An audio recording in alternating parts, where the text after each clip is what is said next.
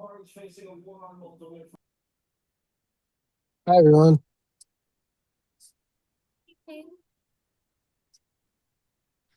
Evening. Thank you all for doing this. We appreciate you. Tom, Warren, great to see you guys.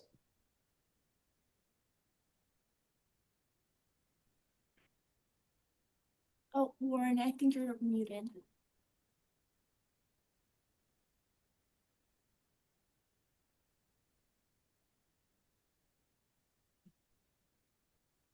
I think I was muted, but good evening. Thank you all for joining and being part of this. We appreciate it.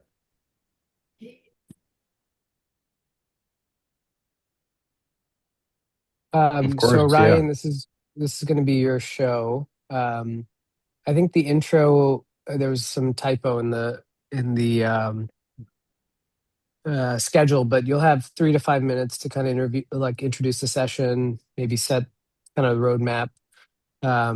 I think you're perfect for this because you can ask some follow-up questions. I think you're very thoughtful about just practice management in general. Um, I would ask everyone, if possible, to keep your talks to the 8-minute time frame. Obviously, there's a little bit of leeway towards the end, but we like to stay on time with these things. If you all have any AV stuff in your presentations, it's a good time to run through it.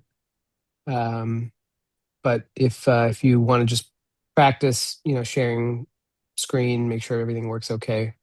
I don't know if you have any slides, Ryan. We don't normally expect that, but if there are, if you guys want to just run through it one by one, it's a good time to do it. Yeah, I don't have anything else to add, but I'll make sure the intro is on par. I I'm hit happy to the share my share slides. screen and it says the sharing is not turned on. Is this the actual Zoom we're going to use for the meeting? It is. We should turn that on. I think Grace can probably help us with that. Looks like it's on.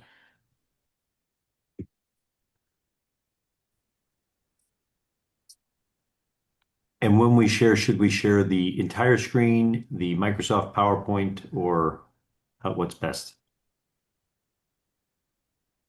Usually the PowerPoint screen, and then if you have any notes, then just use the presenter view. But you can run through it now, and we can make sure it looks okay. I think Abhiram's up. I'm going to try. All right. Yeah, it's not letting me to go to system settings.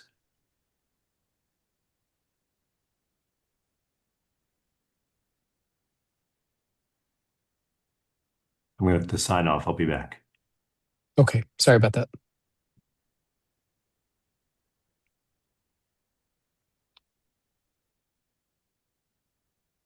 That looks great, Raphael. Yeah, Thank just you. making sure that everything transitions okay. All right.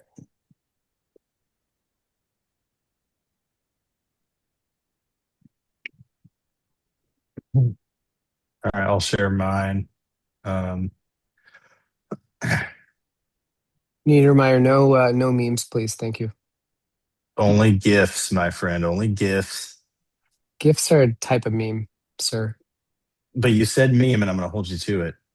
All right, that's on me. It's my bad. How you doing, man? Good, good. Been super busy. It's getting to that time of year, Dog and days of summer. it's been hot here too. It's like 110 degrees. We haven't had rain in like 60 days, so dog days for lots of reasons. For sure. All right, your slides look good.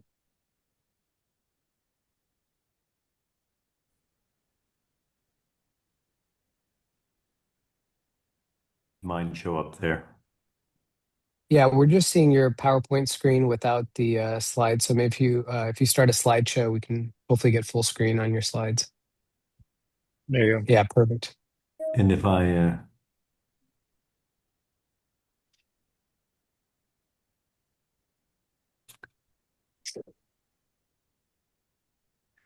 how do I let me just see. Can I do presenter mode? Does that also?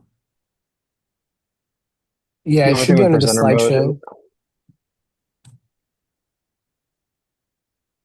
I'm not. The only thing with the presenter mode is that it will show your notes to everyone. So you have to like then close the box to just be the screen if you want that. Unless you have Or two there's this, monitors. If you have two monitors, you can go into slideshow. I do not have that on this now. So it should still work. You'll be able to hit swap screen. So if you hit the slideshow button, the tab there at the top, and then Go hit from start. Go. presenter view. Yep. yeah, So you I should see don't. your slides. We're just seeing kind of the full screen, so it looks okay to That's all us. I'm seeing too, though. Oh, I see. Okay. Do you To, see to anything get at the top to that says use swap presenter views? mode, Tom, you got to have a second monitor, and you just flip the one monitor to show us. Do you have two monitors there? Nope.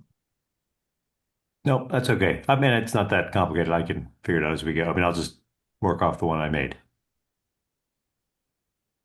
The other option is you can do presenter mode and you can shrink the screen that it's broadcasting to just the slides. Yeah, when I hit presenter mode, it goes immediate. It shows it to me for a second, and then it blanks to just showing me the main slide. So it's all right. It'll be fine. When you hit presenter mode, is there a button that says swap screens at all? No, No. Okay. I it's think all you right. have a second monitor to make that work that way.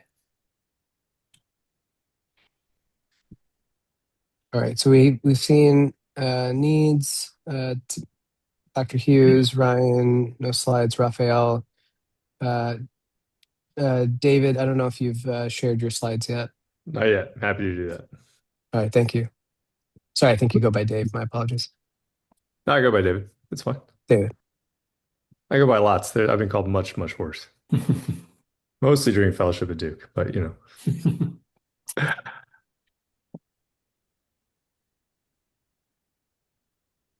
Oh All boy, right. lots of memes. Not great. Lots of memes. Ugh, It's gonna I'm just lead. kidding. I actually love memes. Fight the power, Dave. Fight the power. That's right. No, I'm thrilled. I love memes. This is great. A slide on how to Matt, succeed using memes in talks. Abhiram. I think you shared briefly. You go by Abhiram? Yeah, I go by Abhiram. I guess my Okay, parents call me cool. Abhiram, but Abhi's fine. Nice to meet you, Abhi. Nice to meet you.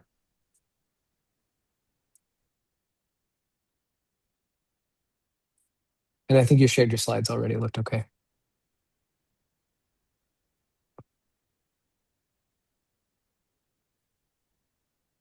You were still muted there, Avi.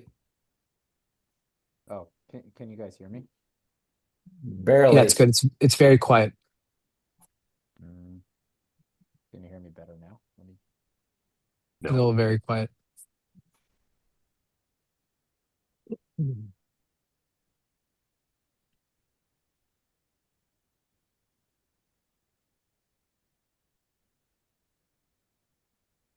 Warren and Grace, is there anything you want me to plug at the beginning or the end?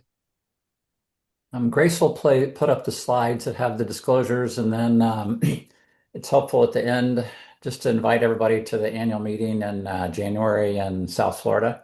So you can put in a plug for that and just let them know that everything is recorded and will be available for viewing online later, if you'd like. And then Perfect. for everybody, just when you're not speaking, go ahead and turn off your camera and make sure you're muted. And then we'll just turn on when we're ready to change presenters and put your slides up. I'll also encourage people to put questions in the chat box, even if it's not your topic. Please feel free to monitor the chat and respond with your expertise.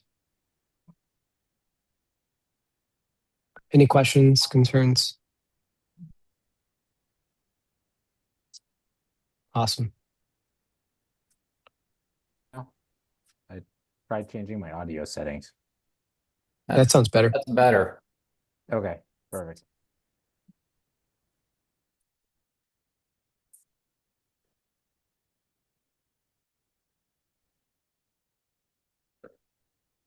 And sorry, just to clarify, Ryan's going to be the transition point. Like he'll introduce each of us. Yes. Yeah, I can do that. Not related. Say again? I said Not not really. related. No, no, no.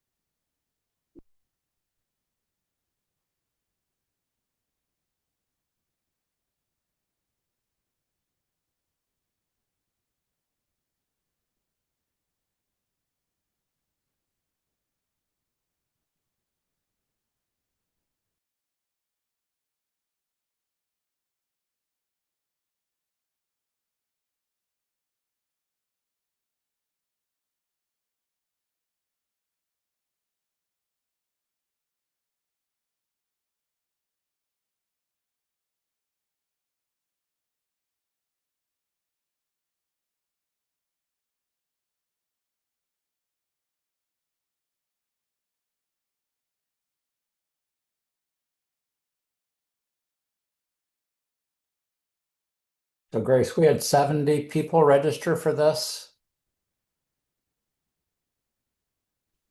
Yes, we did. I can check to see right now as well. Yeah, and we only have 3 in the room and we'll get more than that. But I do, as I've mentioned to Sarah, I worry that having this many webinars back to back, we kind of cannibalize ourselves and end up, there's no skin in the game to sign up for these. So it's easy to see it, oh yeah, I think I'll do it. But then when it comes to logging on, you say, well, there's one next week, or I just did one last week. And I think we run the risk of losing people by having too many. So I think looking at how we do this, particularly as we add the industry webinars in this fall and next winter/spring, is going to be important, and maybe spacing these out a little bit so we don't end up with a big run like this. Yeah, I completely I completely hear your input, and I'm very curious to see your thoughts at the end of August in particular. Yeah. And then I think we can kind of I would love to go from there and tailor our approach as well, especially for next year and with industry. But your feedback is paramount to us, just in terms of, the audience and everything else, and your guidance is very much appreciated, because the cadence has changed, of course, so it's really useful to have that feedback. Yeah, well, yeah, we'll see at the end of this month. I think these next three, last week was a little bit of a different audience. I don't know, how many did we have for Carrie's collagenase one?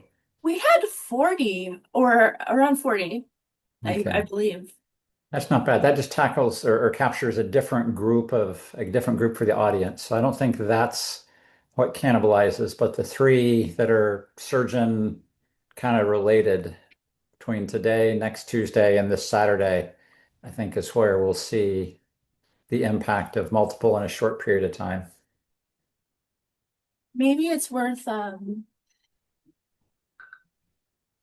seeing, we could always like add to the registration a question about, how the individual came to see the webinar listed, and we could kind of lean into marketing like a little bit more in that regard.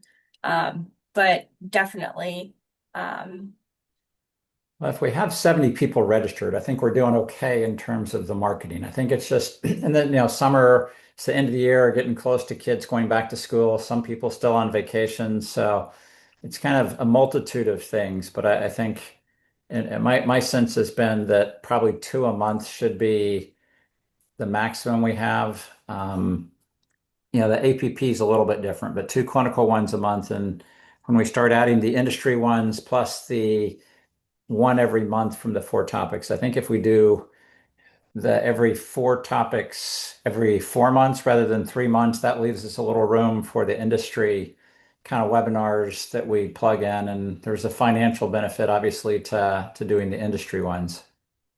absolutely. Thank you. That's really helpful. Yeah, I think we'll have a sense, and by we're kind of scripted through the end of the year, but I think when we meet in January, we can go over some things and figure out how do we structure the annual year of 27, in terms of timing for these, and probably end up making it a little bit more user friendly and see what happens, and hopefully we increase attendance. Absolutely. I think we definitely can. And attendance has been good. It's hard to get people to show up, at different times of the day, and it's very consistent. Um, Do we have a good way to track the number of views on the AAHS website, people that go back and watch them later? that is a great question. I'm sure I can ask our web team. I'm sure that there's a way for them to pull the data of engagement, probably corresponding to certain links. So, Okay. like the amount of clicks. I feel like they probably could access that data. I can definitely follow up and inquire about that. Yeah, if the number of people that actually click the link, and then if they're really good, they can tell us the duration of time they watched it for, and if they clicked on it for 2 minutes versus 30 minutes. So we got a sense of, are they really watching it or are they just clicking on it? So that information would be helpful as we get close to the annual meeting and the webinar subcommittee meeting.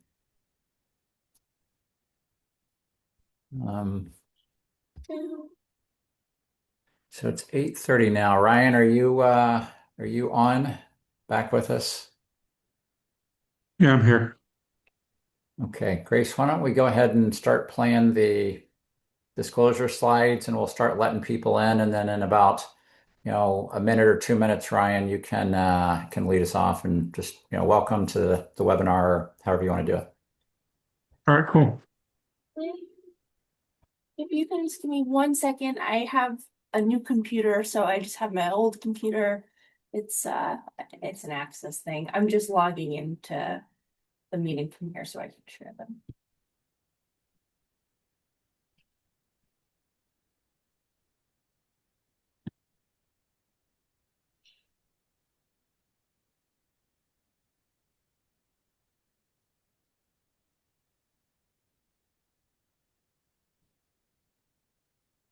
Actually, Ryan, maybe I'll just introduce you briefly because I think you deserve one, and then I'll turn it over to you. Perfect. Dr. Garcia, it's my bad.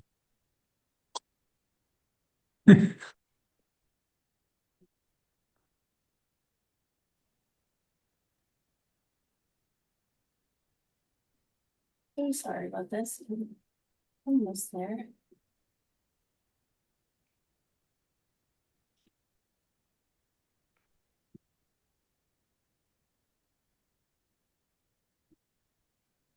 Okay, what I can pull it up on mine, if you're struggling. So let's do this. Everybody see that? Yes. Maybe just Okay. slideshow would be good. Yeah, I'll do that. Let's go ahead and admit everybody to the room. Does that look okay? Yes, it does now. I'll admit everyone. Okay, yeah, go ahead and admit everybody, and then I'll just kind of scroll through these, and then Sahi, you can do the introduction, and then transition to Ryan. Awesome.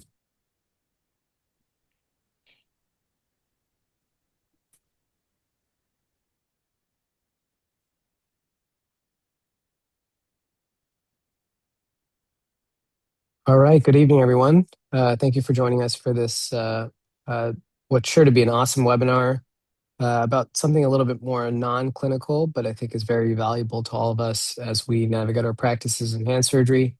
I'm Sahi Dendaluri. I am the lead of the practice series webinars.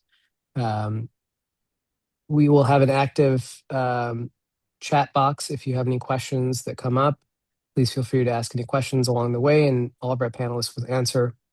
I will now turn it over to Dr. Ryan Garcia, orthopedic and plastic surgeon extraordinaire at Ortho Carolina, will be our moderator for the session. And thank you all to our panelists, Dr. Hammert, and to Dr. Garcia. Take it away. Thanks, I appreciate the introduction. Tonight, again, one plug for the AAHS annual meeting in Florida in January for all those interested. So tonight we're going to really kind of talk about different practice aspects when it comes to navigating new jobs, changing jobs mid-career, things like that, how to make yourself valuable. So we'll first start out with a talk by Dr. Niedermeyer, who's one of our previous fellows, who's going to talk to us about landing your first job. And I find it interesting because he not only landed his first job, but he also landed his second job. So it'll be interesting to see what he has to say about that. We'll go on from there from Ibrahim to talk about starting a career in academics. Maybe Sahi has some insight into that as well.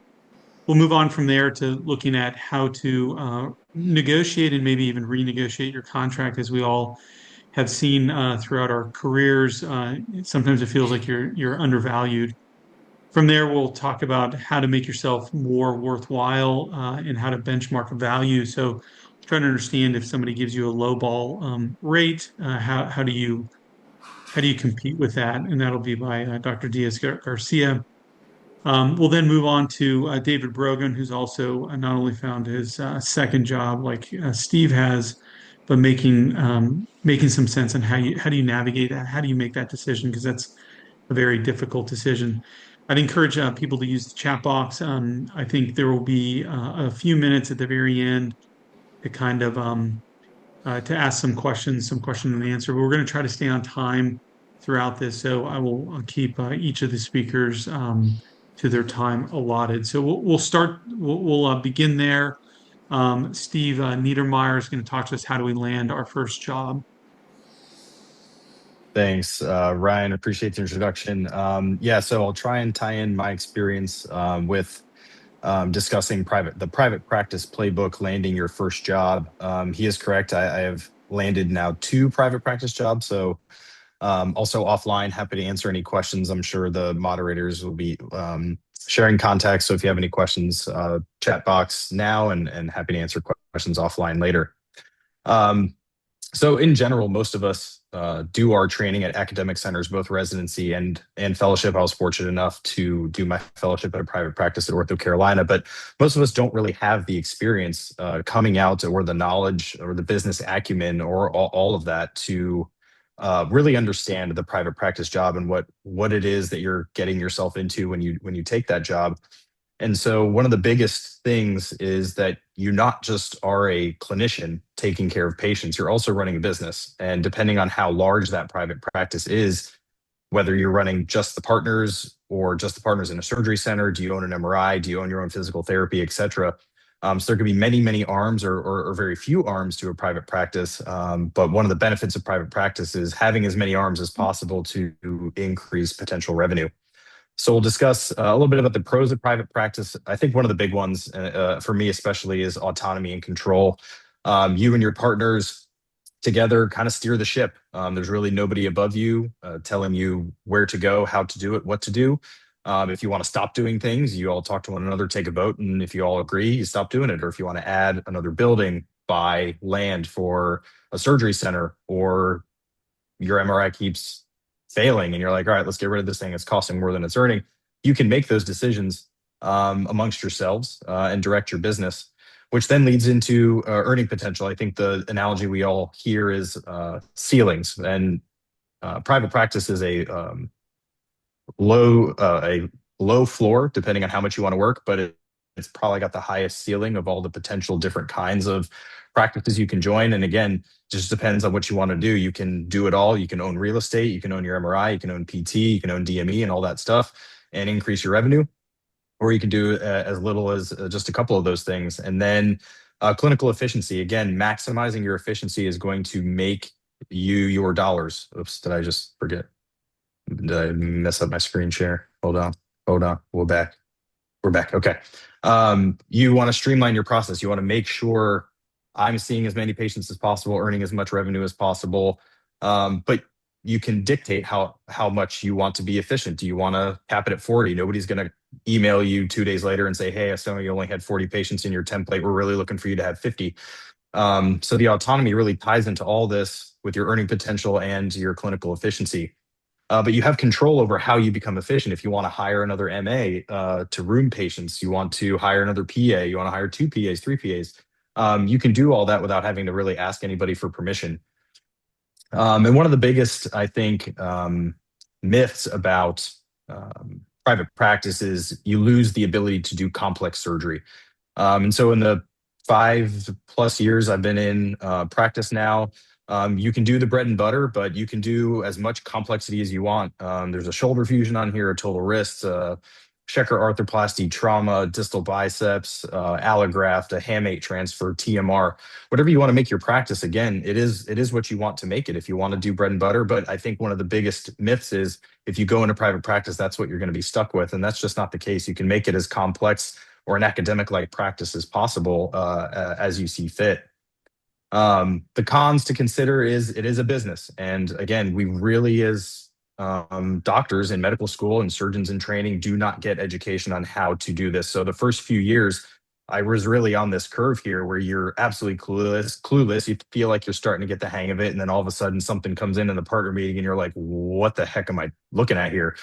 And it takes a while to kind of master that business acumen without the background or the training. And there's a lot to think about. If you want to hire that other MA, that's going to come out of your bottom line. Do you want to lowball and try and save money, or do you want to be competitive in the market and hire somebody with a good hourly pay rate?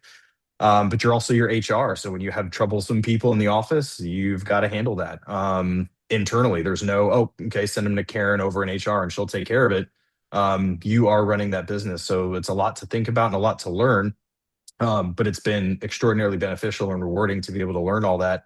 And it's also, I mean, I don't think if you're in hospital academics, you shouldn't learn any of the business too. I think it's very important, but it's essential in private practice. The income variability thing is probably the thing I struggle with the most. I like to work hard and I like to play hard. So when I'm at work, I'm working my tail off. I'm doing as much as I can while I'm here. But then I like to take, 3 or 4, 5 days off, do a golf trip, spend time with my family. But it kind of comes at a cost, literally. If you're not working, you're not bringing in revenue, and you're also spending money to go somewhere. So it's kind of a double hit. You don't get that, again, that high floor low ceiling, the floor can drop out from underneath you if you let it, and then call. So I don't want that to be like, oh, just orthopedic or hand call, but also you're your patient's doctor. There's no residence. Of course, you have a PA who can answer the phone. And when my PA does, a lot of times she still calls me like, hey, so and so's calling. What do you need to do? Just last night, I had a complication, called me at 12:30 at night. I'm not on call anywhere, but it was my patient, had a complication, had to take her to the operating room at 2 in the morning this morning. And that's going to be my practice in private practice. So there's really no front, whether it's taking call from the emergency department or from your own patients. And so this is the stuff I've done on call. Open ankle fracture with an associated periprosthetic distal femur, plateaus, patellas, nail plate combos for distal femur periprosthetic fractures.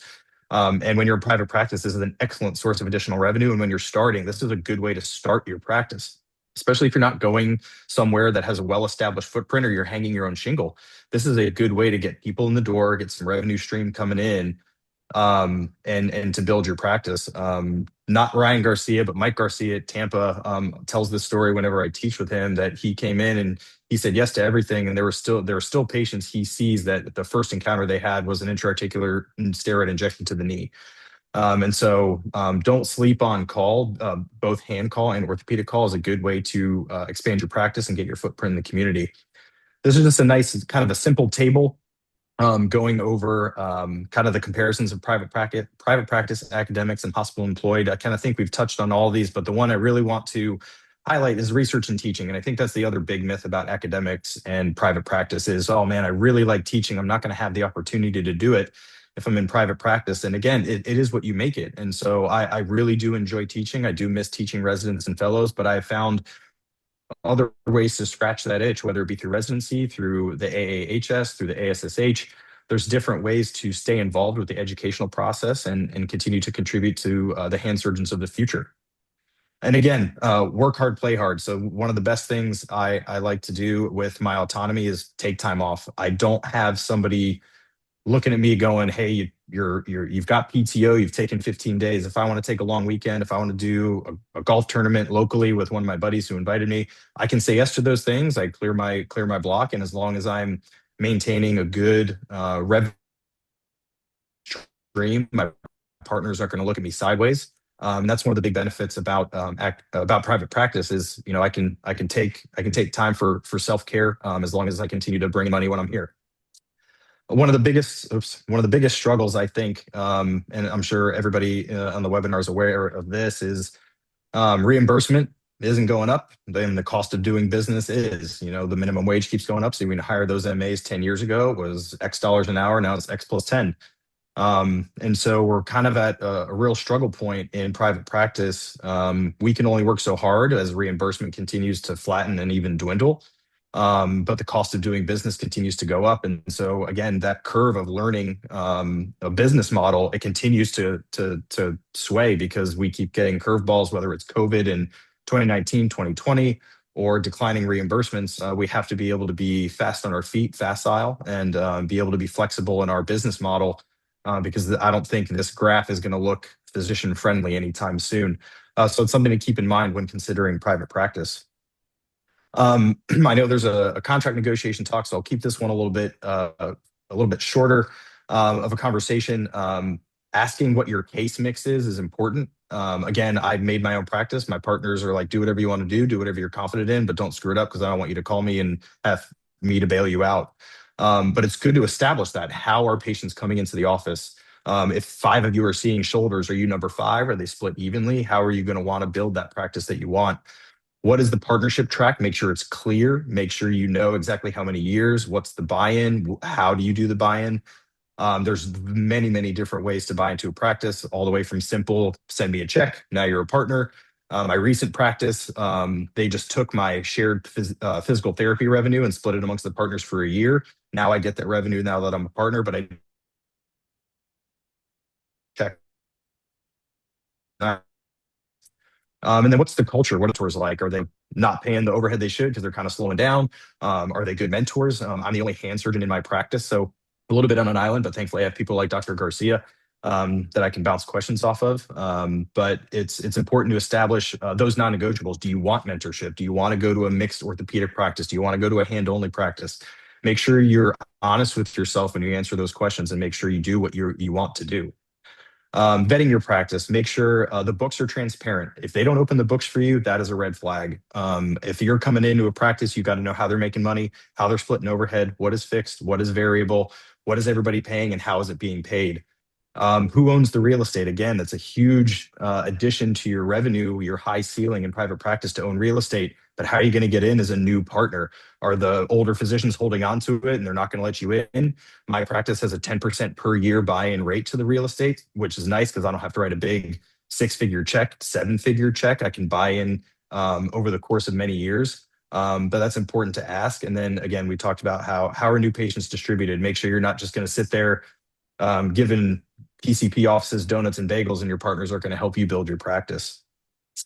Hiring a healthcare attorney, I think, goes for all contract negotiations, but especially in private practice, because hospitals and academic centers, a lot of stuff you redline, they're like, this is it. We're a big hospital system. We're Ohio State. This is what it is. But in private practice, there can be some wiggle room. And so I think it's even more important in private practice to have somebody look at your contract, understand the non-compete. That's why I left my first practice. We'll talk about later, was private equity acquisition. And I thought I understood the non-compete, and I didn't. And I even had an attorney look at it. And after they came at me and they were like, you didn't understand it, my attorney went, shoot, neither did I. And so it's really, really important, as these restrictive covenants, as they're called, or non-compete agreements, are still in effect in some states, to understand what that non-compete is so you don't have to uproot your family after you've planted roots. And then again, that clear path to partnership, making sure you know exactly how you're going to become partner, and then understanding where your first year or two of salary comes from. A lot of these private practices will align with a hospital, and that hospital will pay your salary for the first year or two. Or are you taking a loan from your partners? You're making very little to no money. You're building debt as you build your practice. Are you going to have to pay your partners back? Is there interest associated with that? How are you getting paid that first year or two before you become partner? It's very important to understand. I'll briefly touch on PE. We can have a whole lecture about it. I think I've done like 6 since I left PE.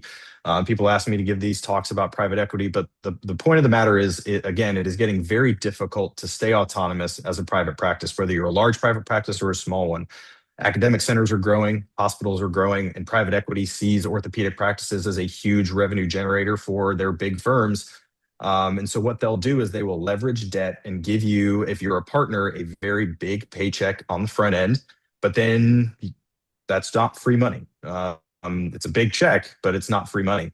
The potential benefits, if you are a small practice and you don't have a lot of ancillary revenue, they can immediately inject dollars, and you can start building ASCs, making PT centers, etc. Less admin. There are people now that'll run your HR, that'll run your billing, that'll manage your office, and that does take a little bit of a headache off of you as far as your day to day. And guaranteed salaries for new partners are particularly higher because they're trying to entice partners to join the group. But you have to understand what happens after you get that guaranteed money. After your first or second year, what's the haircut? The classic thing is, anywhere from a 20 to 40% haircut. You do 100% of your work, and 40% of it is going to the private equity firm. And as a hand surgeon, we do cases that are low RVU. So how many more patients are you going to need to see in office? How many more surgeries are you going to need to do to move that needle? And that's a tough calculation depending on what that quote unquote haircut is. Big thing is the loss of autonomy. The first year I was in private equity owned private practice, I took a week off because I had back surgery. 1 month later, I took my boards, and the next month my son was born. And the next partner meeting, I got put on blast for taking 3 weeks off in 3 months for surgery, for boards, which was part of my contract as a requirement. And then my son was born, so I took a week off for paternity leave. And you would have thought I was just in Fiji drinking pina coladas. And so you lose some of that autonomy. There is somebody now to answer to, even though you're private practice. There's somebody monitoring your revenue generation, and that can be difficult to swallow, especially if you were in solo private practice beforehand or non-PE private practice. Altered partnership models, that can change with your new contract. When you sign a contract with a private equity firm, your contract that you sign when you sign on to your private practice is now different. And so you better make sure that you know the paths to partnership if they have changed after acquisition. What PE does promise, and probably shouldn't, again, that independence is a very important caveat. They typically cannot let you be as independent as you were. You do have some independence, but it's not nearly as much as you did before. A lot of them are going around saying, hey, if we buy enough of these practices in DFW or Seattle or Los Angeles, we can call Blue Cross Blue Shield, Cigna, Aetna, and we can get you better contracted rates. And the answer to that is typically no. You've got to have a humongous footprint for Blue Cross to pick up the phone. And DFW is full of Blue Cross Blue Shield. And after they acquired 7 practices in our area, Blue Cross wouldn't answer the phone and negotiate a contract. They do offload overhead expenses. Again, they kind of offload some of that administrative work, but there's the haircut you have to think about. So your overhead may have gone down, but now 30% is going to the firm. One of the things they told us is, hey, we have Athena, you have Athena. We're going to move you over to our table space. It brings your overhead down 2% a month. What they didn't tell us is it was $30,000 per partner to switch to their table space. And so when you do the math, it's going to take 36 months before you recognize those overhead savings. So sure, you told me it was a cost saving, but no, it wasn't. And then they better have a plan to grow and expand. Do they know the area? Do they have other ventures they've done in other cities that have worked well? But DFW is different. Omaha is different. Cleveland is different. Do they understand the demographic, the geography, and are they confident that they can grow that practice? For the young pre-partner, again, I was not a partner when my private practice got bought, so I got no big bag of money. I just got the haircut. Your buy-in may change. You were rolling in quarterly big checks from your ASC, and oops, they just bought 40, 30% of your shares, and now those big checks are smaller, but you still took out a $600,000 loan to buy in that you have to pay off. You're still paying overhead. Again, they manage some of that overhead, but is the overhead savings equal to the 30% haircut? You have to do the math. And again, that autonomy and that paid time off, like we talked about, you're taking time off, you're not earning money, you're taking vacation, you're spending money, but you're also not making as much as you were because there's a haircut associated with the private equity firm's investment. I tried to fit it in 8 minutes. I'm pretty sure those 2 chat bubbles there are that I went over my time, but I tried to do the best I could. Again, offline, if you have any questions in the chat, I'll be on the whole meeting and happy to answer those through the chat. Thanks for your attention, guys. I appreciate the time. And thanks, Ryan, Warren, and Sahi. Thanks, Steve. Nobody likes to listen to themselves talk more than you. We'll go ahead and with Ibrahim Bashayim. I don't know how to exactly pronounce his name, but we're going to go into how to find an academic job now. No problem. I think my video is disabled, but I'll show my screen anyway. So thanks for having me. My name is Abi Basham. I'm one of the hand surgeons at Mass General Hospital, Mass General Brigham. I'm going to talk about how to find your academic footing or starting your career in academic or employed hand surgery. I'm going to do it in 8 slides. I'm going to spend less than 8 minutes, and happy to answer any questions at any point. They're in order. So my first key thing, I think, is to focus on your clinical practice. I think that's the classic principles. It's availability, mostly availability, affability, being nice. And nobody actually knows what your ability is, but it's helpful when you're actually good. So I think that's the first thing. In academics, the more available you are, the easier it is to grow your practice. Once your practice is on equal footing, it gives you a lot of freedom and leverage to do other things. I think the second thing is a lot of us are tempted to find mentors for your strong spots because it's encouraging to hear someone tell you that you're really good at something. Most of us have been pretty good at something in some way, shape, or form. Otherwise, you wouldn't make it all the way to be a hand surgeon. But I think it's actually important to find mentors for your weak spots. And in academics, and things that I didn't have any experience in really, it was how to manage your practice, how to build a research infrastructure, and how to get started or even be mildly successful in administrative leadership. These are not things that come up during fellowship. They're not things that come up during residency. And I think finding guides for those domains that you feel like your training was left in is helpful. And that's not just clinical, but that's in all the other areas that I think Steve was talking about before in private practice. And I think that really applies in academics too. I think the third thing, especially in academics, is you're definitely, when you start, going to have senior partners. Those senior partners have their own established referral pathways. They have a lot of experience. They have been doing it for a long time, and they are widely recognized as masters in their field. It takes a lot of time to grow your practice, and sometimes can be a lot of politics that's involved in the process. It's okay. I think one of my key points is to just be patient. Being kind and being available, those are things that compound over time and slowly. don't judge your trajectory by month 6. Don't even judge it by month 2. I think I just finished 5 years and this is like year 6. And I think you start to find your footing and you find your way. Um, but it compounds and it gets better and better as time goes on. I think once you get your clinical practice in order, especially academically, and you have your mentors, I think it is important to do research.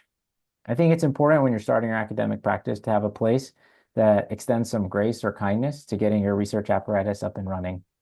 It's helpful to have some startup funds if the place you're going to can support it. But just know that, your real research productivity without help won't really start till year 2 or 3. I have great partners like Kyle Eberlin, Neil Chen. Those are the folks who got me started and helped me going in my first couple years before I actually had the time to invest in research. By focusing on your clinical practice, I think it helps you drive some research questions. I think some of the best research questions come especially when things don't go well. I know for me, research can be therapeutic. It's the way I deal with my complications and when I'm unhappy. It helps me become a better surgeon. And usually the problems that I have are somewhat similar to the problems other people have. In the same vein, I think you need a team. In all aspects, you can't do it by yourself. And I think it's important to invest in that team. That doesn't just mean a time investment, but sometimes it can be a monetary investment.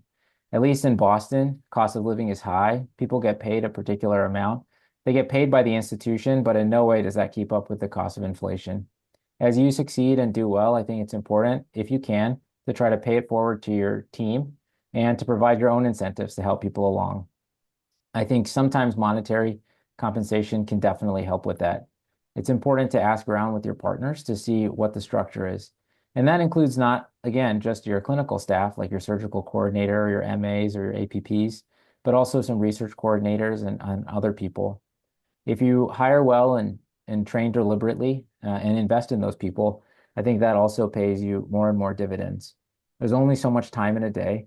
If you're trying to have an active clinical practice and also do research and also do admin work, you need a team of people and partners around you who are going to help you do that. Lesson 6, especially for starting, is overestimate the time involved for everything. Yeah, everything that when you started was done with the aid of a master surgeon or a really great surgeon who had everything figured out. Everything is going to take longer, from cases to grant writing to writing manuscripts to teaching. If you try to do everything as precisely as possible at the beginning, you are guaranteed to be behind. And as soon as you're behind, it takes forever to catch up. So just build in your buffers up front. If you happen to finish fast, you just simply look like you're great. There's no real metric for quality for most people, either in the operating room or in research. So if you finish fast, that's as good of a metric as any for being efficient and planning well. I think my penultimate lesson is to first say yes. Don't start saying no, thinking that by being restrictive, you're going to be able to focus early on. It's better to just say yes. It helps you build some visibility. It helps bring you opportunities. Say yes to whatever people tell you, and make sure that you dedicate the time. Be on time. Get papers done. Finish book chapters ahead of time. Try to extend your reach, but do a good job at the beginning. If you say yes to a bunch of stuff at the beginning and do a really terrible job, people will stop asking you. If you say no at the very beginning, people will also stop asking you. And later on, when you have more time, when the other things are more efficient, you won't really get those opportunities. So at the beginning, say yes and prioritize and over budget, and be honest with people about the timing for being able to do things. But then at the end, I think this concept of essentialism is key. Because if you do all of the first 7 steps, you'll start to have a lot of opportunities. And then I think it's really important to be selective, because if you start saying yes to everything, the good job that you did early won't persist, because your attention will have been spread too thin. You won't be able to focus. You won't be able to build deep expertise. And in academics, I think it's important to actually start out broad, but end up deep. That'll help you in your clinical practice. It'll help you with managing your time, and it'll help you in figuring out what you like and what brings you joy and being able to focus on that. So that's my 8 slides in 8 minutes. I'm happy to answer any questions. And thanks for inviting me. Thank you so much. I appreciate that. So Thomas Hughes is going to go next. He's going to talk to us about negotiating and maybe even renegotiating contracts.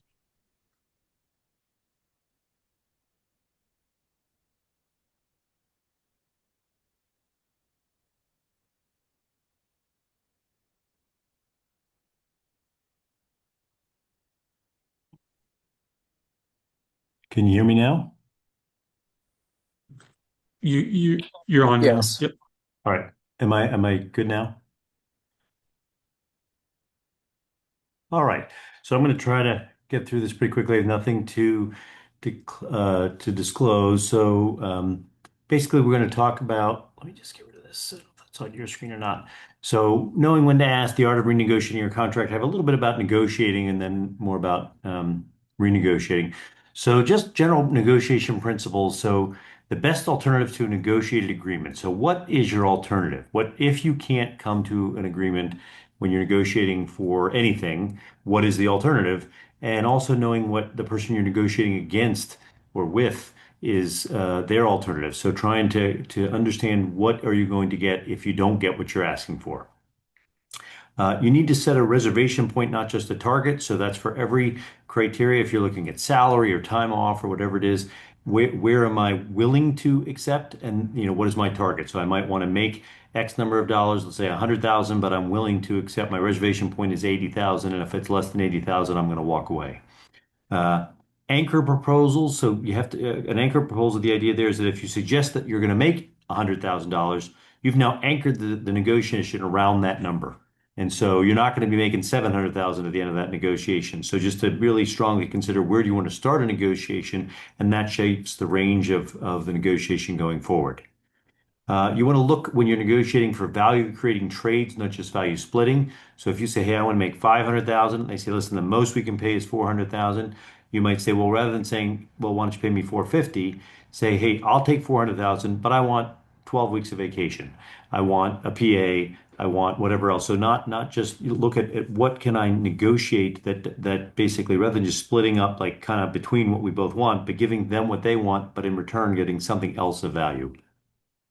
Silence and patience are tools. So basically trying to, propose what you want and then just let them respond. Don't just immediately try to fill the void and let them kind of, when you're asking for hard asks, just let them respond and see how they respond and listen to what they say so that you can craft a response to them. And then in all these negotiations, when something's agreed upon to get it in writing. If you're having an oral discussion, to send them an email saying, hey, here's what I think we agreed to. Let me know that you agreed to that, and then get an email back saying, yep, that's what we agreed to, or no, and see where they see things differently. So these are just general negotiating principles. So for contract negotiation, we're going to talk about initial employment versus renegotiation, types of employers, the timing, and then the asks.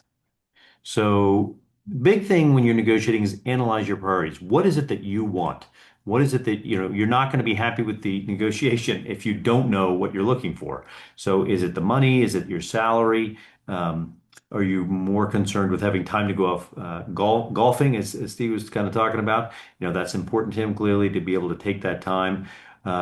What type of practice do you want to have? How busy do you want to be? There are some people that want to churn and burn and do, tens of thousands of RVUs or dollars, depending on your model. Other people don't want to work that hard. And knowing what you want, are you looking to have a little bit more life balance, or really killing yourself? And does this match the practice model you're looking at? I took a job initially that was really trauma heavy. I took a ton of call. I worked really hard. It was not an option for me to take a lot of time off to go golfing like Steve is able to in his practice. And that is something that you just have to understand if that's the job you're looking for. And does this practice match your needs as far as those priorities? So if looking at initial employment contracts, there's two major groups. There's employed physician contracts, lots of different varieties of that, and private practice contracts, which Steve talked on. Basically, private usually starts off with lower salaries because the group is covering those costs. I think the other thing about private practice it's harder to get that long-term salary data because the doctors that you're negotiating with, it's their income and they don't like sharing that. So, when you're employed, it's a little easier to get information about the amount that you're going to make in the long term. I think that there's more flexibility to negotiate longer term items in an employed contract because the private practice, the terms of their partnership dictates those things. So it's less negotiable. It may be very flexible because it depends on how much money you want to take and how much you want to work. But the overall layout of that negotiation in a private practice is really set by the partner terms. And then the exit terms obviously are a little simpler when you're employed. They're dictated in the contract, but obviously, as Steve just dictated or talked about, the entanglements with the practice upon leaving, if there's private equity involved, all those things, it can be a little bit more complicated. One of the things I always tell my fellows is that the starting salary you're going to make is almost unimportant. I mean, you may not even need to ask what it is, because what you really want to know is what are doctors making during their peak earning years. So if you take a job that pays you, X number of dollars, let's just say $200,000 your first year versus another job that's 300,000. If the $300,000 job maxes out at 350 and the $200,000 job maxes out at 700,000 and you're making 700,000 for 30 years, clearly that's the better job. So don't let that initial signing bonus or starting salary, particularly with employed jobs, really help you, kind of blind you to what is the actual long-term um, income potential and what are the doctors that are working like you uh, plan to work earn. So are you looking to be really busy? What does your practice involve as far as hand surgery, trauma? Do you do upper extremity and shoulder? Do you do plastics and coverage? If you look at the people that you're going to be working with and look at their practices, how much do they make if they're working kind of like you envision yourself working? Things to consider, the restricted covenants, as Steve talked about, non-compete radius and duration. What are exactly the termination provisions with or without cause? Malpractice tail coverage responsibility. What is the productivity RVU formula, whether it's cash or RVUs? How are you paid? How are you bonused? How are these actually calculated? What is the call schedule? Is there rules about PTO and how is that defined? And then the change of control clauses Steve just talked about. What happens if your hospital gets bought or your practice is assumed by private equity? How does that affect your particular job? So general negotiating skills that we talked about, knowing your priorities, but if you're going to renegotiate your contract, what are you willing to walk away for? What is it? What is your alternative to a negotiated agreement? So what is it that you need and without which you would leave this job?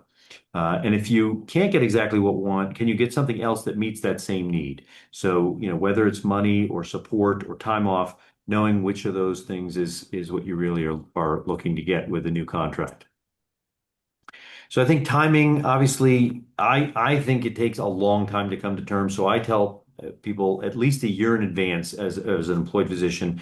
They don't think it's important, but at the end, you need to have an alternative to a negotiated agreement. And if you don't have that alternative, you're in trouble. So you need a year to start to do that. And so you need to know that if this job is not going to continue and negotiations aren't going well, you need time to look for an alternative. I think the timing of when to start to ask about renegotiating is when you're busy clinically. Obviously, when you're being productive, that's where you're going to have the most traction, and your financial value to your employer is most obvious, particularly in employed jobs. The volume of surgeries that you're bringing to a hospital is what is going to drive their willingness to renegotiate your contract.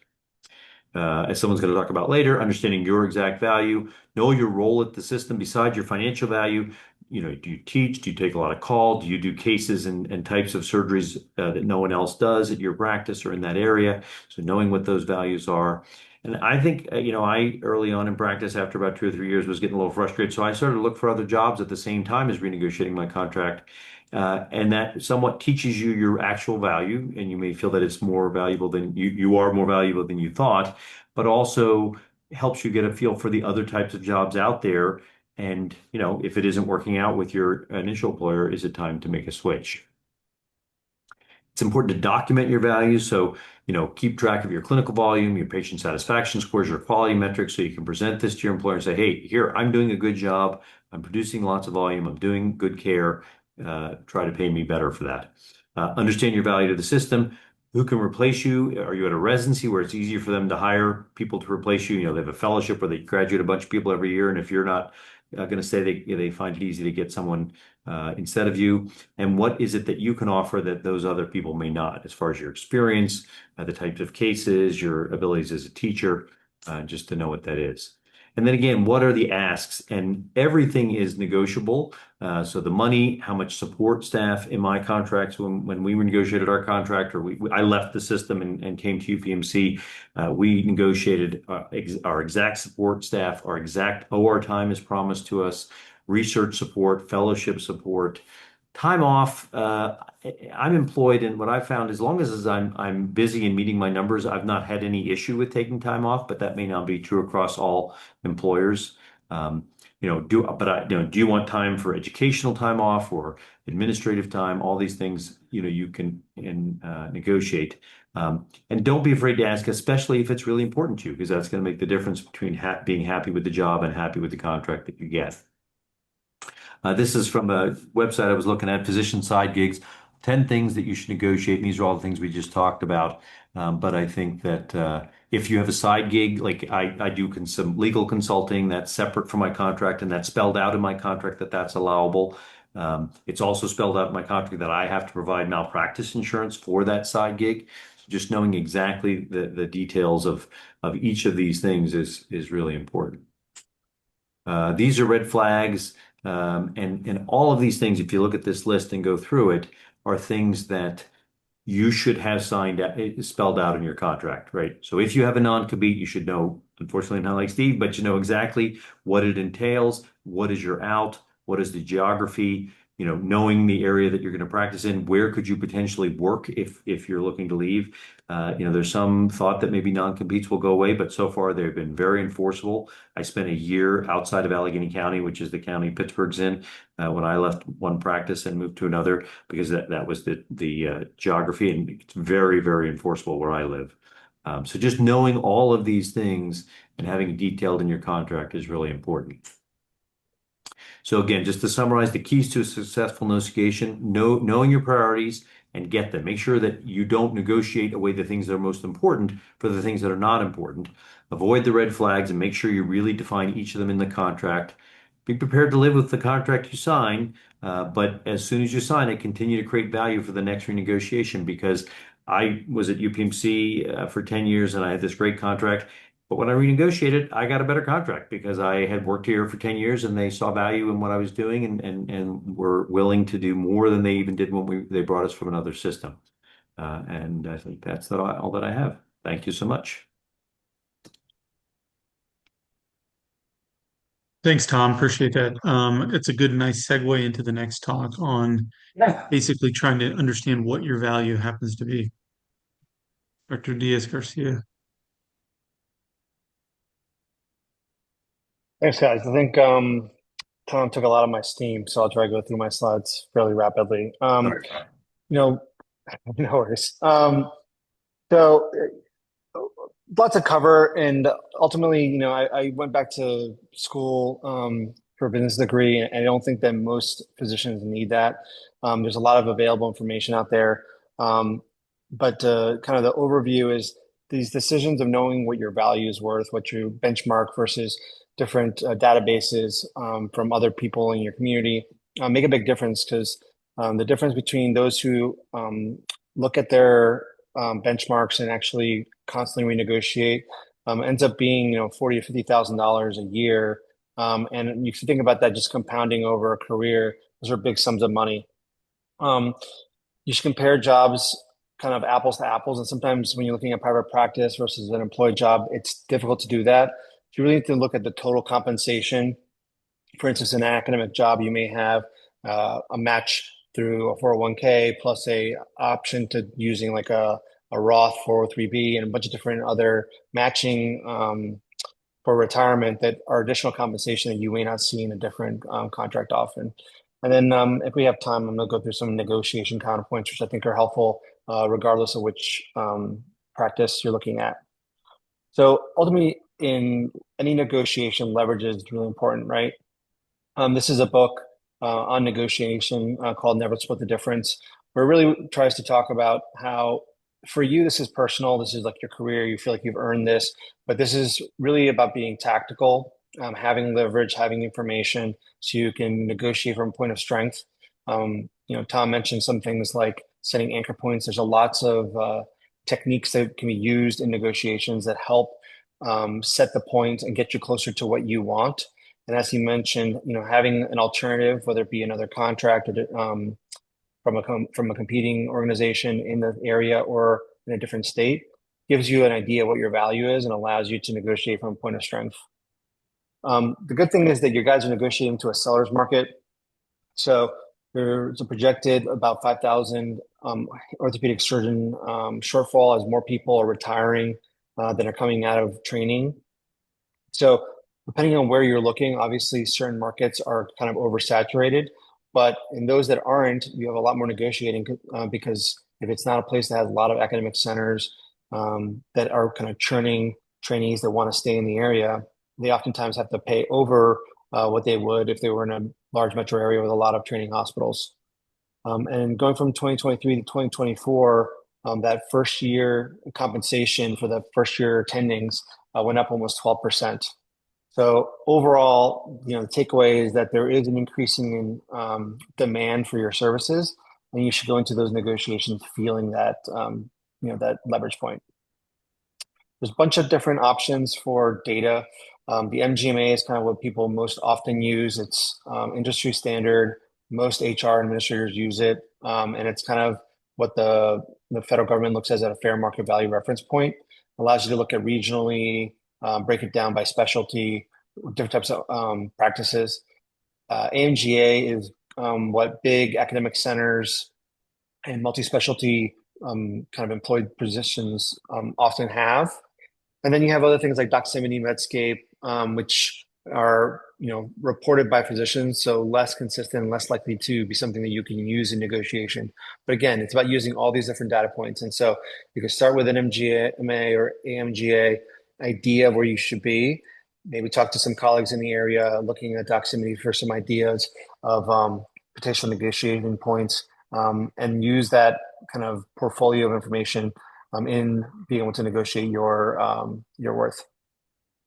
This is, I think, the most important slide. If you guys want to screenshot this, this kind of breaks down what the different databases look like. And I think this kind of gives you an idea when you should use each of these databases.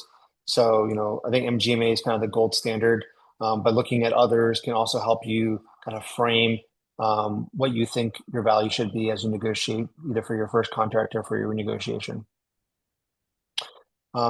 National compensation, about $80 an RVU, about 8,800 work RVUs. Now, that being said, these are very regional. And so depending on where you're looking at, if it's a place like, I'm currently in South Florida, where it's a very high Medicare rate, and thus kind of the average work RVU is lower than you would have in a place that had a high kind of employed private insurance cohort, is going to affect it. So you can't just look at the national and think that that's what you're going to get anywhere you go. If you go in the Midwest, you tend to get paid more than you would get paid potentially in the Northeast or in the South East. As Stephen mentioned earlier, compensation can be very different. Academics tend to be on the lower side. Private practice tends to be on the higher side. But you're getting different kind of pressures, right? So in academics, you have more protected research time, or potentially lower call burden, depending on what the number of partners you have. In hospital employed, you have stability, benefits, malpractice coverage, et cetera. Private practice, you're going to have all those things that you want. You can choose whatever you want, but those are all going to come out of your bottom line. They're going to be things you're going to have to pay for. But you have all this additional ancillary revenue that you can't get in the academic or employed model. So, you can have DME, ASC, ownership, imaging, therapy. But ultimately, you're running a business, not just being a doctor, and you have that risk. As I mentioned before, don't look at, as Tom was saying, don't worry about your salary just as an isolated thing. It's really looking at the big equation, right? So are they matching? Is there a signing bonus? Is there a productivity bonus? Are you capped out with a productivity bonus? Do they have some type of loan repayment? Do they have a large CME allotment? What do their benefits look like? Because if you're looking at private practice, let's say, as Tom was saying, they're offering you $200,000, but the partners are making $1 million. But if everything comes out of your bottom, line, and you have to pay for all those things, when you compare it to another job that maybe you're getting paid $600,000, but they're doing a 5% match on your retirement, and they have this great benefits package, and also it's an academic institution that pays for your kids' college if they go to one of these 20 schools. All those things have to go into the kind of the equation of what you're getting from that job. Again, look at ask when you're looking at these jobs what they're willing to pay you at the work RVU, because it's going to be very different based on their payer mix and their location. Now, the MGMA average is about $80, but the CMS conversion factor is much lower. And the reason they pay at a higher rate in those settings of, an employed physician or um, an academic model is because they're also getting additional downstream revenue that you would get, potentially in private practice. But and you're an employed physician, you're not going to get paid to own the ASC. You're not going to get paid for the facility fees, but the hospital is making that money, so they need to pay you a little bit extra because they know that you could make more money somewhere else if you were just looking at a P&L model. As I mentioned before, there's lots of other things that go into it. So what's your non-compete? Can you own into ASCs or ancillary support? Maybe a medical directorship or teaching gets reimbursed. Who's paying for your TILMAP practice? All these things go into the total worth of that contract. So ultimately, when you're going to go into one of these negotiations, you should have a bunch of different data points. You should match those based on the location, type of ownership, the years of experience with subspecialty. Look at the total compensation for that. And then, as Tom was mentioning, what are the non-salary terms? What's the things that you want to walk away from? Like, so what's your non-compete? What's the call burden? What's the tail coverage if you have to pay it? And what are those things worth to you as you kind of make an equation on what you think that job is or is not? And ultimately, you need to have not only your target, but as Tom mentioned, what you're willing to walk away for. Because if there's things that are non-negotiable, you need to actually stick to that, or else you're going to be miserable at that job and be looking within a couple of years. And just quickly, if there's something that you don't like about a job, like in an academic setting, they may say that the job is a fixed scale, or that you're being paid for the compensation is the mission. You can negotiate for other things. So can negotiate for protected time. You can negotiate for startup funds for a lab. You can negotiate for a research coordinator. And all those things are things that provide value to you, can help your academic career, but aren't necessarily dollars in your pocket. For a hospital employed physician, sometimes they will say that these are our set AMGA bands and we can't go outside them. Well, again, you can negotiate other things like a loan repayment, increased reimbursement on your sign-in bonus, increased reimbursement for moving costs, which don't affect what they have to report as their salary range, which are all kind of areas where you can have a little bit more wiggle room. And for private practice, as Steve mentioned, really important to have the details of what your partnership timeline are, having everything written out, what your buyout would be if you wanted to leave, et cetera, because everyone's great on the way in, but if you want to leave, quickly become enemies, and you don't want to have to spend years in litigation, because oftentimes it becomes easier just to walk away. Thanks, guys. Went over a little bit. All right, and we'll continue with our last talk. Dave Brogan going to talk to us about how we transition from one job to the next. All right, thanks so much for the opportunity to chat, and that's a nice segue, I think, into transitions. I'm at Washington University. I have an academic practice, and I have had to, or not had to move jobs. I've had the opportunity to move jobs. So I'll talk about that a little bit. My disclosures are this, mostly research support from NIH and a few from industry. So I think in general, there are three main reasons to change practice that I generally hear about or can think about. One is leaving a bad situation. There's something that's just not palatable anymore and something you need to get out of. Two would be running towards a new opportunity, some sort of deal or plan or opportunity you just can't turn down. And three would be family or personal reasons. For obvious reasons, I'll focus on the first two and talk about why you may make one or two of those choices.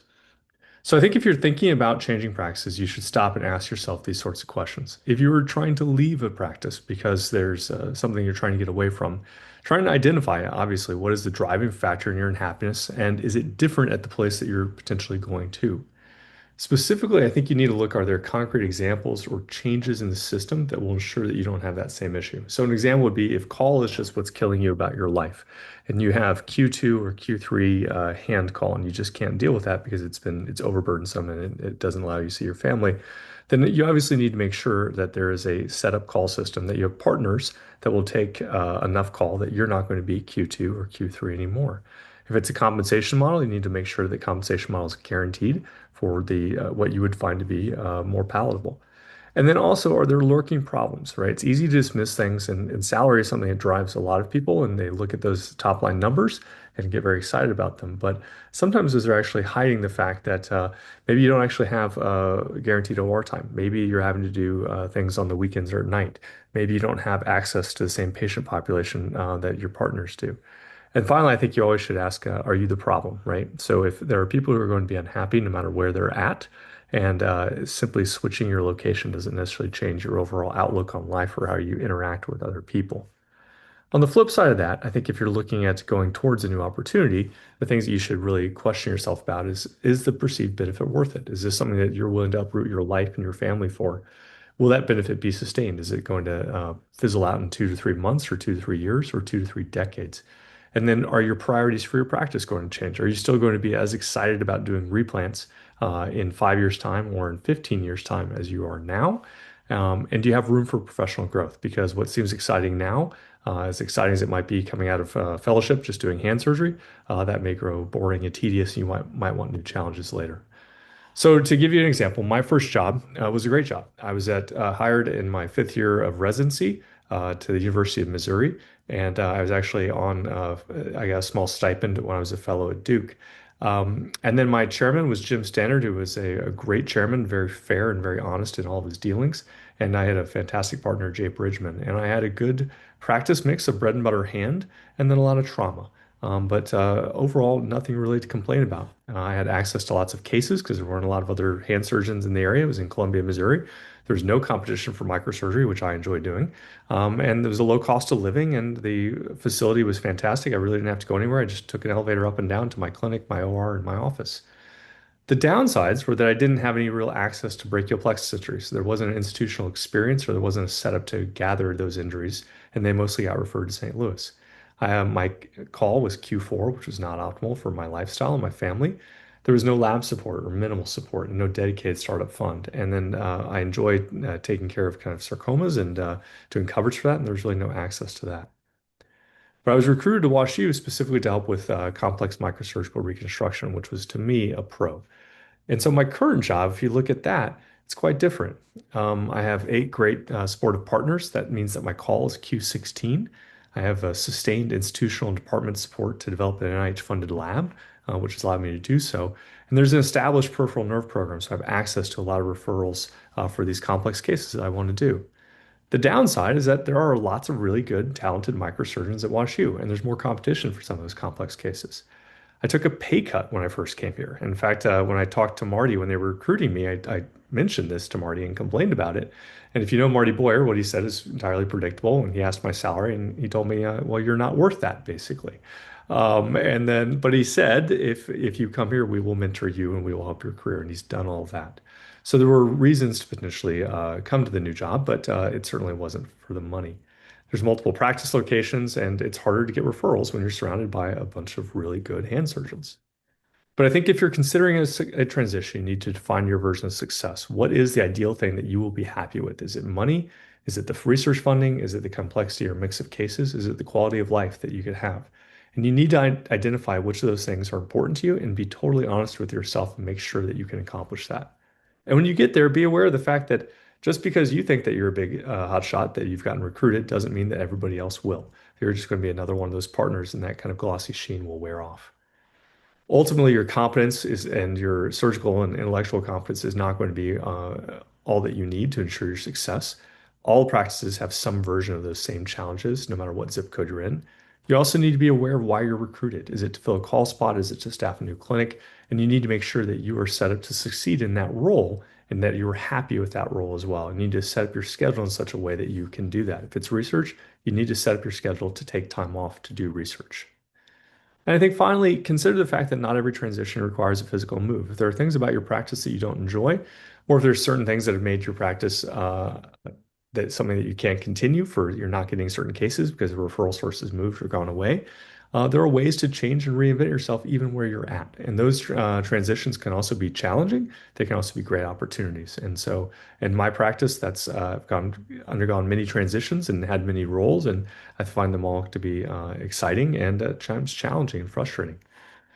There are lots of common sources of frustration no matter what job you're at. And so don't try to necessarily leave a job just because of these, but many of the common ones that are commonplace in lots of different locations, lack of overtime, lack of referrals, lack of reimbursement for the work you're performing, particularly on uninsured patient populations, and having too much call or bad clinical location. These are all things that can plague even some of the best institutions and the best jobs. And what I would say is, try to remember the fact that your happiness should not solely hinge on your contract, that there are lots of ways to try and make your life rich and full that hopefully don't require a signature from your chairman or your CEO. And the final tips I'll tell you if you are switching jobs, there are a couple things you need to think about. One, if you're doing it the first 2 years of practice, make sure that you have a plan for your specialty board case collections and how that will work out. Make sure you know what your patients will be told. Are you allowed to contact your patients? Can they follow you? That might be different from one institution to the next. Make sure you understand your retirement investment plan. If you have to be somewhere for 3 years to have the matching money from that institution follow you in your 401k account, then that's very different. If you leave it 2 years, that might be a six-figure mistake for you. Make sure if you're moving, what equipment or what grants you can take with you. I thought I had a grant that would travel with me. It turns out it didn't. That was a surprise to me and my incoming chairman. And then also make sure you know what's going to happen to your collections and your bonus money as well. So if you're leaving, does that stay with them or go with you? That's it. Thanks so much. Thanks, David. It's very helpful as we all navigate this kind of stuff. So I had a couple of questions. I'll first start off kind of a question and a comment first. We'll go with the private practice. Steve, you've got some insight into this. One thing I've found, I think, when people are looking at private practice jobs, I think one thing to really make sure is that if you don't or be very cautious about finding a job that only has fee for service, meaning only the practice is only run on collections.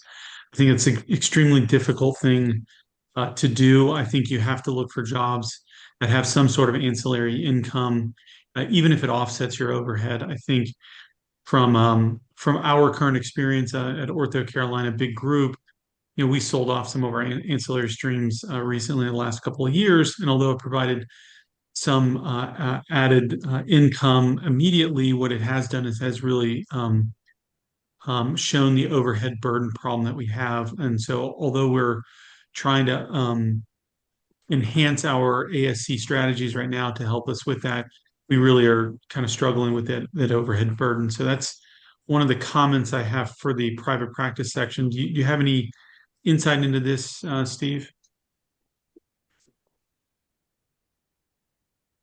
I think not. I mean, sorry. Not directly. I mean, my one experience with selling something off was we sold the entire practice, and I saw our overhead continue to be a problem, and then we also owed the private equity firm our paychecks, and so I think it's a cautionary tale, both Ryan's and mine. When you're looking for that quick cash grab, there is no free money. Period. End of story. And so you've got to really dig deep and see what are the downstream ramifications when you make those decisions. And as a partnership, you've got to make them together and make sure you know what you're getting yourselves into. And sometimes, like in Ryan's case, you don't really know until you do it, and then it happens. So maybe there was no way to have the foresight as opposed to the hindsight, but um, there is no free lunch, and we learned that a difficult way in our circumstance. Another question I had written down, Abraha, when it comes to finding a academic job, how did you actually physically go about doing it? Maybe David, too, can you comment on this? Like somebody's interested in academics, they like teaching, they want to do research. How does one actually physically do it? Is it mentors help you find it? Is it a job board? Is it from your residency? How did you guys do it? Abby, you go first.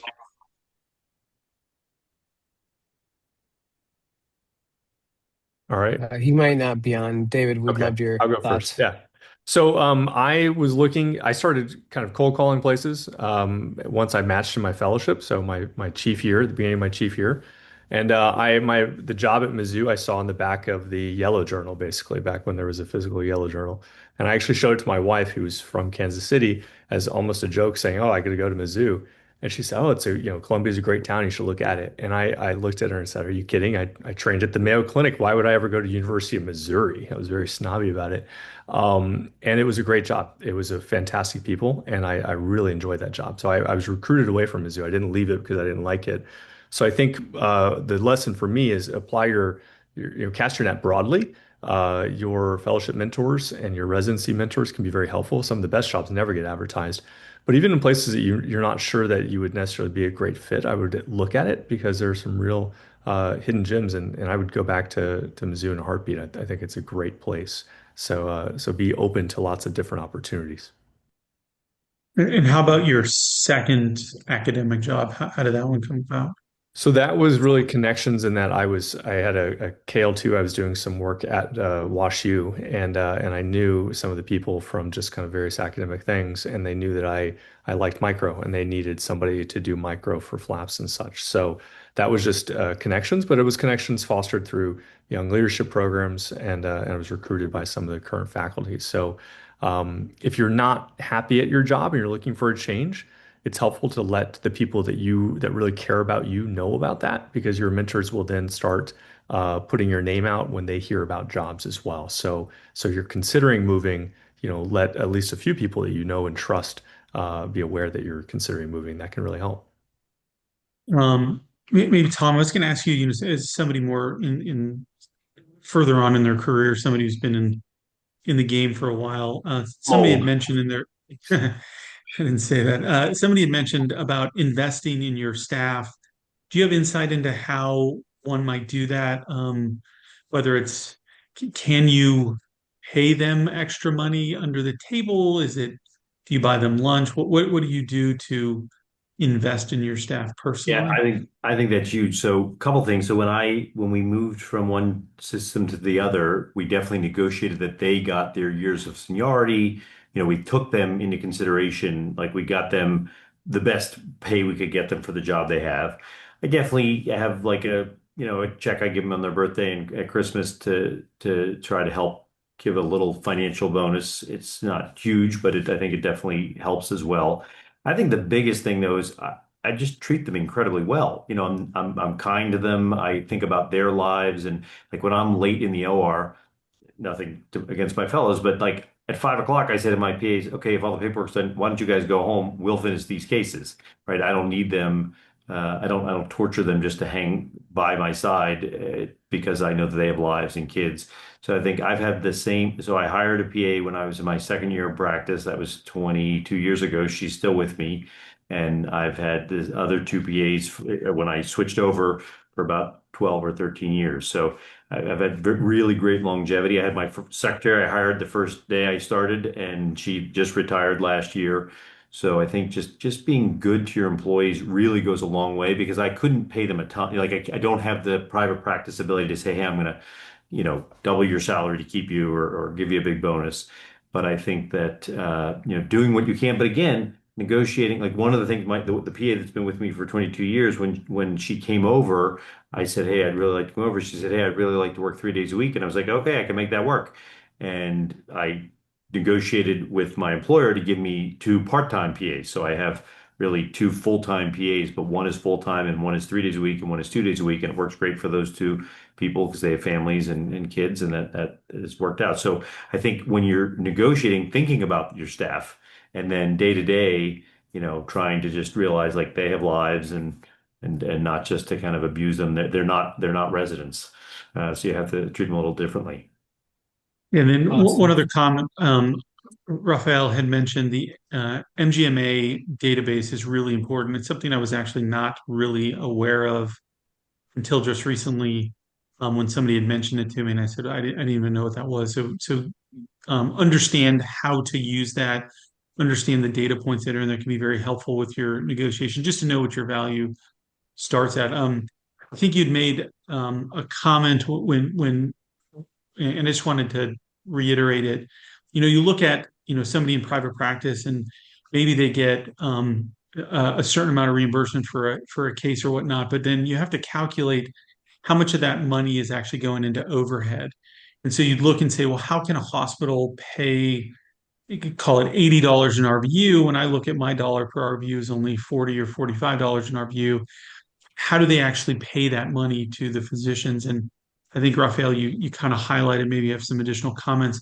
The hospitals, whether it's a hospital system or an academic system, actually get downstream revenue from that. So you see a patient that has a CMC, needs a CMC arthroplasty, they get money for the X-rays, they get money for, the surgery center, they get money for the hospital fee, they get the money on the implant, things like that. So they get a lot more money for that, whether that DRG or that diagnosis code, and that's how they can actually pay you that higher dollar per RVU.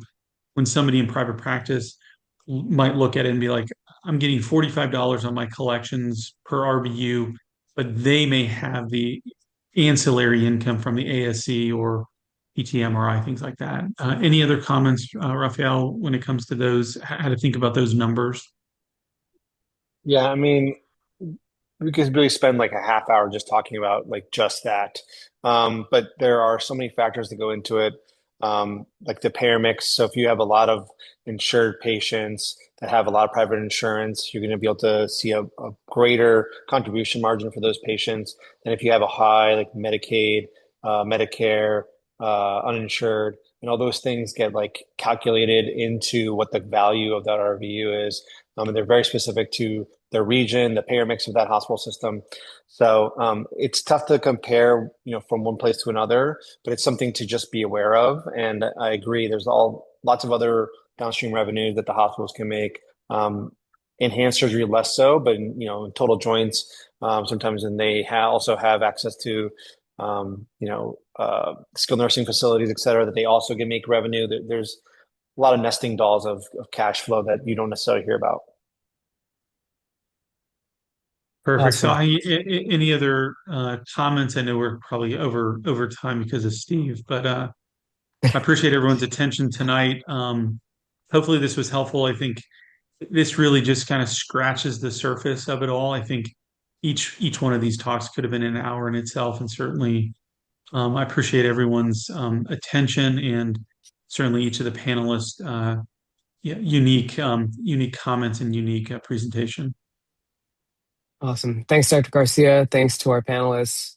This webinar was recorded. It'll be available for review on the AAHS website within the next week or so. Just another plug to join us in South Florida in January for the annual meeting. More of topics like this, stuff that you don't necessarily get at most conferences. So thanks again to all, and have a good night. Appreciate you. Good night, guys. Thanks. Thanks. Thanks. Have a great night.